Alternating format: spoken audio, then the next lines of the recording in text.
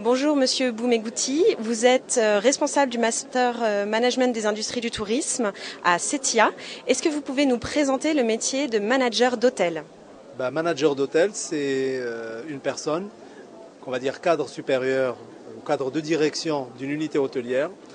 Ça peut être des hôtels classés comme ça peut être de l'hôtellerie de plein air.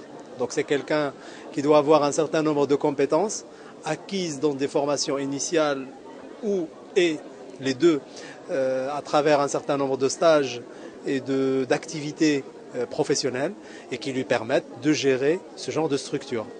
Quelles sont justement ces compétences qu'il faut avoir pour devenir manager d'hôtel? Alors, les compétences, comme vous le savez, ça se décline en trois points. Le savoir, savoir-faire et savoir-être.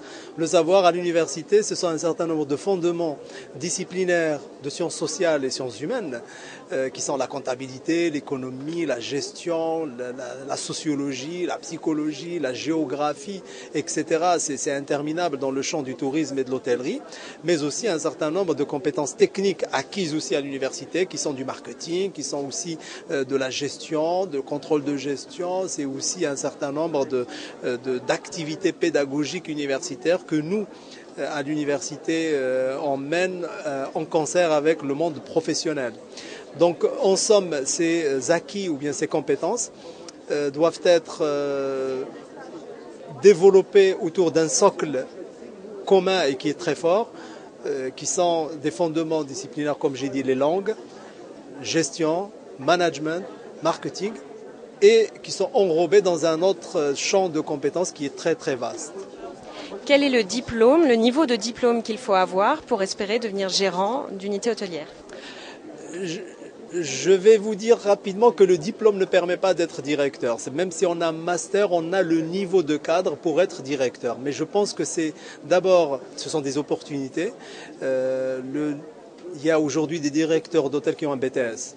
Moi, je suis responsable de VAE et j'ai chaque année une dizaine de demandes de validation de l'expérience de gens qui sont aujourd'hui des gérants de grandes unités, de grandes entreprises hôtelières et qui demandent à avoir un master. Je dirais que le master, c'est le diplôme qui permet d'être directeur, mais n'empêche que accéder à ce poste de responsabilité nécessite un travail d'acquisition de compétences terrain et d'acquisition d'expérience professionnel. Donc un étudiant chez nous qui a un master ne peut pas prétendre être directement directeur, mais des postes à responsabilité, assistant, sous-directeur, responsable de commercialisation, responsable d'hébergement, avant quelques années, 2-3, pour accéder à des postes de responsabilité. Parmi nos anciens étudiants, bien sûr, nous existons depuis 25 ans environ.